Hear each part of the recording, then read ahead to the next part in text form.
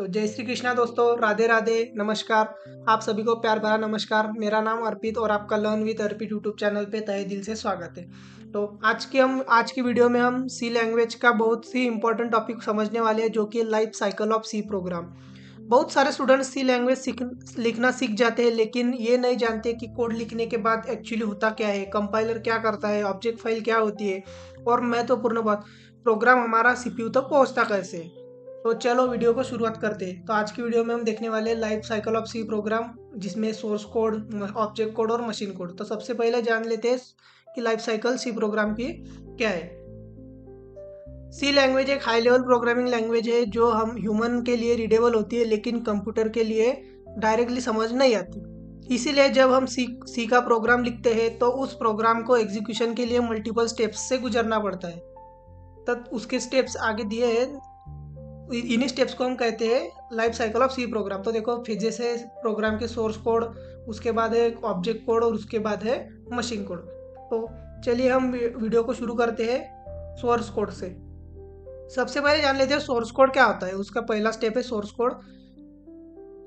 Source code एक plain text file होती है जो हम प्रोग्रामर लिखते हैं। जैसे कि एक एग्जांपल्स के साथ आपको बताता हूँ।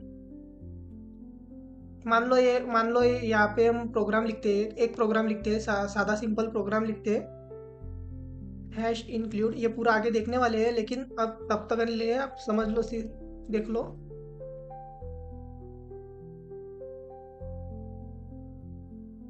stdio.h आप लोगों को पता होगा, हेडर फाइल है। उसके बाद ये मेन फंक्शन यहाँ से शुरू होता है। अब यहाँ पे एक लाइन लिखता हूँ मैं, प्रिंट एफ, और प्रिंट करता हूँ हेलो वर्ल्ड। यहाँ से इसे टर्मिनेट करने के बाद इसे क्लोज कर देता हूँ। तो ये मान लो एक सादा सिंपल एग्जांपल है हमारा। ये कोड ह्यूमन रीडेबल नहीं है, लेकिन कंप्यूटर ले इसे डायरेक्टली एग्जीक्यूट नहीं कर सकता, क्यों? कंप्यूटर को सिर्फ 0 और 1 समझ आता है। इसीलिए सोर्स कोड को कंपाइलर के पास भेजना पड़ता है इसे कोड को कन्वर्ट करने के लिए। सोर्स कोड का .c एक्सटेंशन के साथ होता है, और ये सिर्फ प्रोग्रामर के लिए होता है, सीपीयू के लिए नहीं होता है। अब देखो यहाँ पे एक डायग्राम है। देखो ये, मान लो ये प्रोग्रामर है। एक मिनट दोस्तों, देखो ये प्रोग्रामर है, ये इसने प्रोग्राम लिखा, और ये देखो ये पूरा हमारा .c एक्सटेंशन के साथ क्रिएट हो गया। अब ऑब्जेक्ट फाइल देखते हैं। ऑब्जेक्ट फाइल क्या है? जब हम सोर्स कोड को कंपाइल करते हैं तो कंपाइलर क्या करता है? कंपाइलर सोर्स कोड पढ़ता है, उसे सिंटैक्स चेक करता है कि कोई एरर है नहीं है, एरर चेक करता है, और एक नया फाइल जनरेट करता है।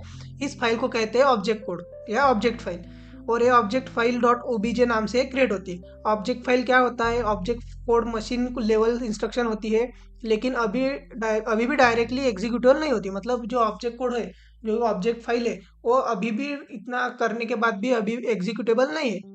तो इसमें क्या होता है कि बाइनरी इंस्ट्रक्शन होती है, लेकिन कुछ रेफरेंसेस अनरिजॉल्व होते हैं, जैसे फंक्शंस, लाइब्रेरीज एक्सेट्रा।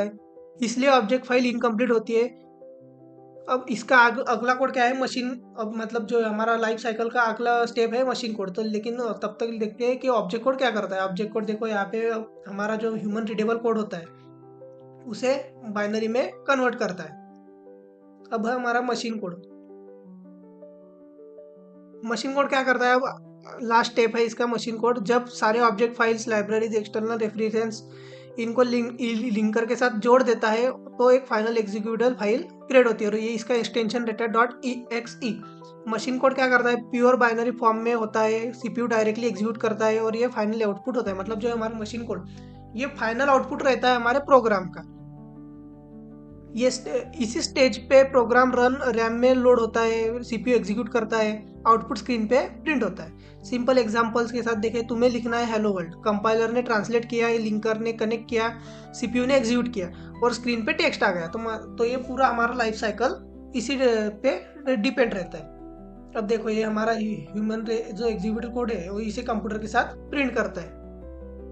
तो पूरा फ्लो एक लाइन में समझने के लिए देखो, सोर्स कोड के बाद उसे कंपाइल करता है कंपाइलर। वो उसके बाद क्या होता है? ऑब्जेक्ट कोड होता है। ऑब्जेक्ट कोड उसे लिंक करता है, मशीन कोड उसे एग्जीक्यूट करता है सीपीयू एग्जीक्यूशन के लिए। अगर ये फ्लो क्लियर हो गया है तो तुम सी लैंग्वेज का फाउंडेशन स्ट्रांग कर चुके हो। अब देखते हैं ये इंपॉर्टेंट टॉपिक क्यों है, जो हमारा लाइफ साइकिल है इंपॉर्टेंट क्यों है। इंटरव्यू क्वेश्चन इसी से आते हैं, कंपाइलर एरर समझ आते हैं, एम्बेडेड सिस्टम में कंसेप्ट डेली यूज होता है, डिबगिंग इजी हो जाती है और ये समझ आता है। नहीं आया है तो कोडिंग सिर्फ रट्टा बन के रह जाती है। तो आज हमने सी प्रोग्राम का लाइफ साइकिल देखा है। नेक्स्ट वीडियो में हम टाइप्स ऑफ एरर्स देखेंगे। बहुत सारे एरर्स है, थ्री टाइप्स से शायद उसके वो देखेंगे। और अगर वीडियो यूजफुल लगा हो तो लाइक करो, चैनल को सब्सक्राइब करो, बेल आइकन दबाओ और कमेंट में लिखो सोर्स कोड से मशीन कोड तक का फ्लो समझ आया है या नहीं। तब तक के लिए थैंक यू दोस्तों, बाय गाइज।